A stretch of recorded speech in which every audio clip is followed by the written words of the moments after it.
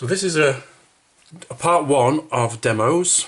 This is the first one. So first one's going to be about the sky. Second one is going to be about small trees. And the third one's going to be about bigger trees. So you notice I've already drawn out some little skeletons of these things.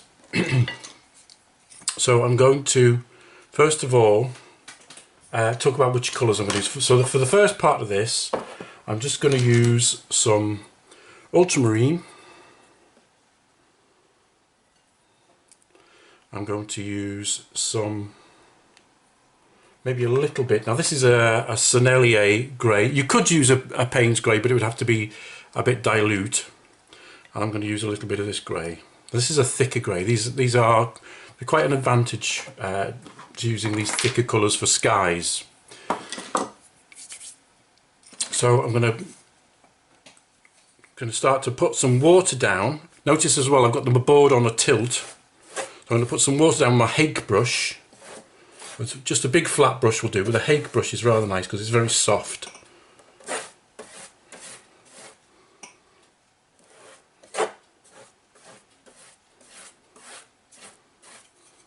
Now I'm going to get some blue, sort of a mix. Now so it's always going to reduce, it's always going to fade back, so that's something to be aware of. So on the bit that I've watered, I mean, I'm not being very precise. Normally I would make a border and all that sort of thing, but I'm going to put down, now I think I'll go a little stronger. So block that in like that. Then I'm going to get my tissue. I'm just going to take off a little bit of excess. I'm going to work that down. Just get it weaker. So I'm taking off some more. Just get it weaker. I'm coming down to sort of the level of the first set of trees, shall we say, something like that. So just take off a little bit more. Now you should notice that the banding, because of the angle, is going away. So the banding of the colour, it's slightly falling into itself. So that's okay. Next thing I want to do, I want to make some sort of clouds. So I take a little sort of bit of torn paper and I kind of twist them, make them into a bit of a cloud shape.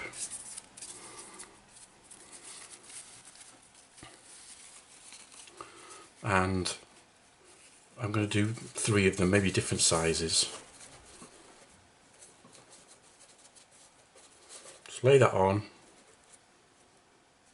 like that, remove it, that's quite nice. I'm going to use a separate one, we don't want to cross pollute them or anything, so let's go with another one. So a loose twist,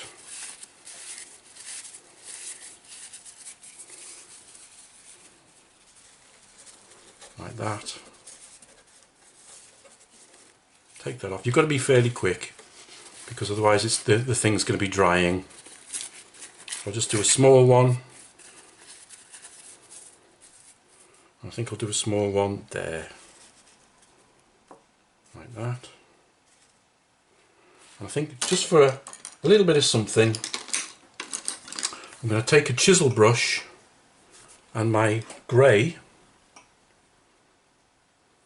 just very, very light, and I'm going to put a bit of an underside, just to give the impression of the base of a cloud in some of these things, just here and there, just keeping it fairly light, and I think that will do.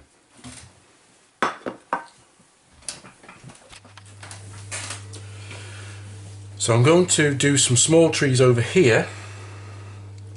I'm going to use a fan brush and a rigger and perhaps a bit of a chisel as well. So I'm going to use some colours, a bit of a mishmash of colours, Van Dyke brown, Payne's grey, maybe a bit of yellow ochre in these things. I've already put a body of the big tree, ignore that for the moment.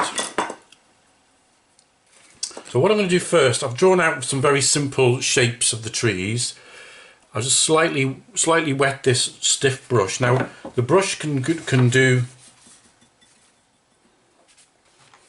So it makes these very interesting shapes. You don't want to have your colours maybe too strong because you want to get the sense of distance. So you want it to be dry enough to make these sort of slightly dry marks. Okay, so here we go.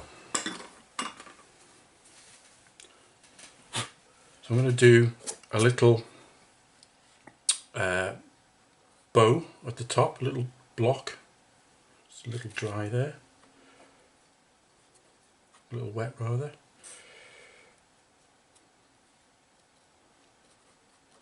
And I just create these nice little shapes. I'm going to do the second one as well. There's a second one over here.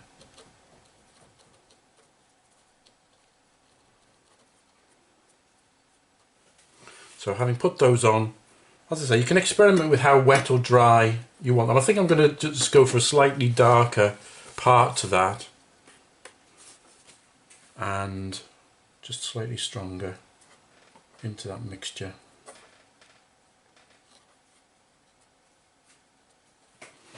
And come on with the old rigger.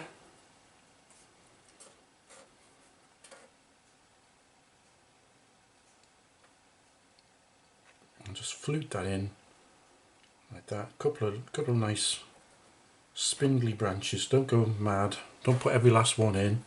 I'm going to change the colour here. Have this one slightly more ochre in it. So push the body of the brush in and let it release and spring back.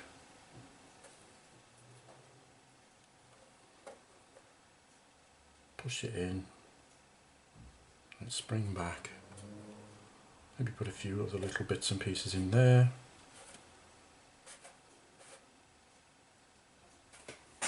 And that'll do.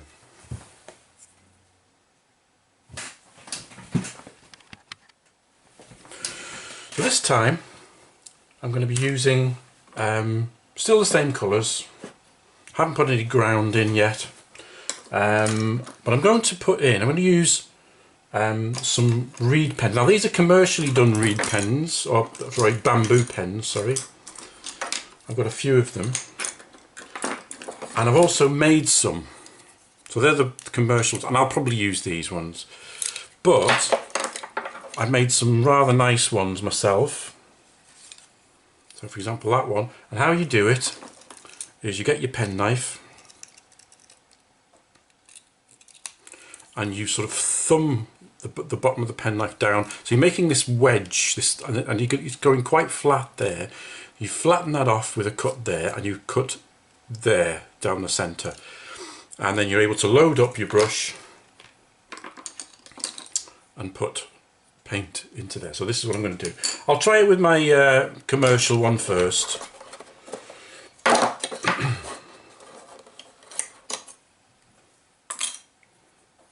So,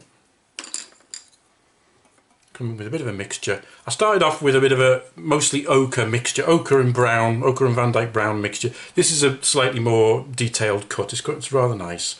You can buy, there's not too much money. This is a bigger piece of bamboo. So I'm going to load this up.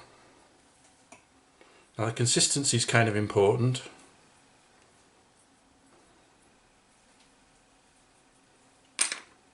So you can do that side and that side, but front and back you can use. So here we go. Oh, it's not working. Okay, I'm going to go straight in with a different one. I'm going to go with one I made, because that's not having it.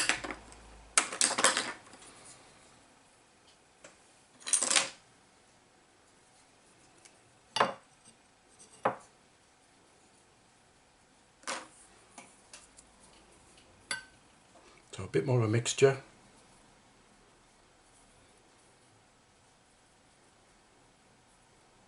Really loaded up, and the back as well. So I'm going to start with the back. So I'm going to block it in and turn and turn and turn. Get this lovely fluted. I'll try the front too. So I'll try the front. So it's all in the turn. So you're turning that flat and then angled. Let's do some more. This one's more fluted, and I can actually just pull that right off. So you can get quite sort of delicate areas. Let's do some broader ones. Again, I keep on having to load it up. The consistency of the paint's going to be an issue.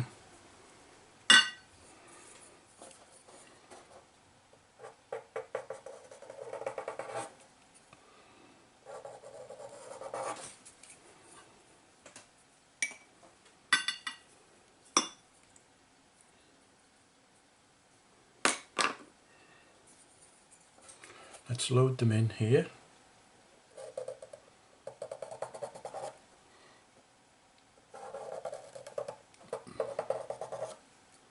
So I'm going to try and get this sort of shape going on.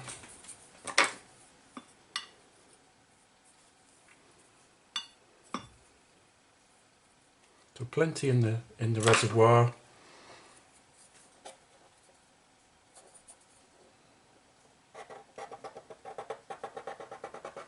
You can take that all the way up there, like that. You can really just flute that up.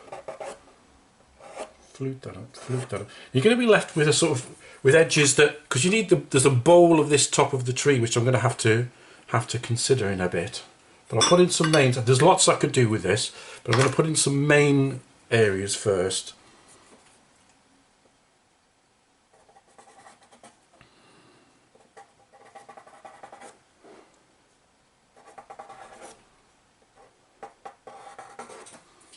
So as quick as I can.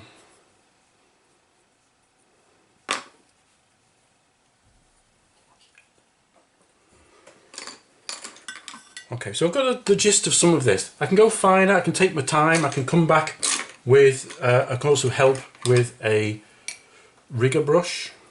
Oh, sorry, a small Chinese brush, but a rigger would do. So I'll come in for some smaller ones. Like that. Now I'm going to show you a little technique with the Chinese brush. Now the bigger Chinese brush, which is this one, which is rather nice. And what you do is you get your mixture on with your paint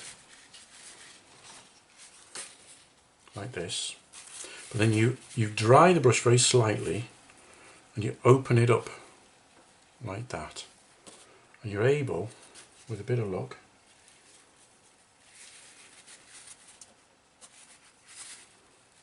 able to get these lovely little patterns there. Look, to get these nice little patterns, little leaf cluster shapes. Let's maybe just dry that off some more. Leaf cluster shapes. I'm able to just create the tops and the canopy of that tree.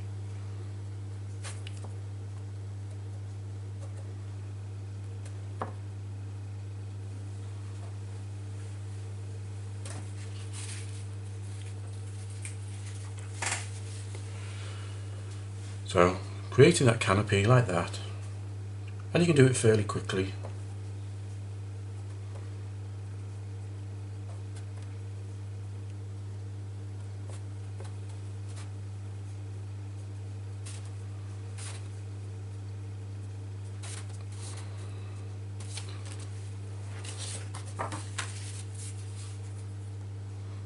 So obviously I'm leaving quite a lot of work to be done yet.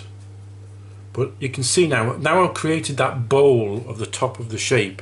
That's creating a lot more of an interesting and convincing looking tree. So just all in that, putting the paint on, really opening that shape up, drying it off, and just laying this on here. I'm going a bit fast. You can go really slow.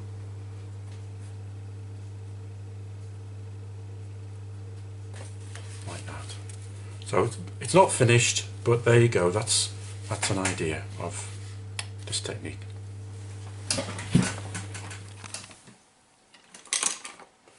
So just in conclusion, it's a bit more finished. It's just a bit of a made-up sort of situation, bit of a sort of made-up tree. I've put more bulk in with this, so we've opened up the filaments here of the brush and sort of worked those in with some paint.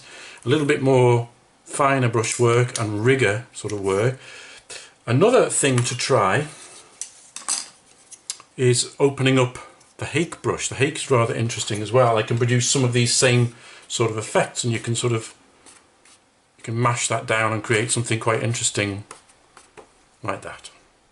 So there you go. Distant trees, sky, distant trees, and trees towards you. Okay, give that a go.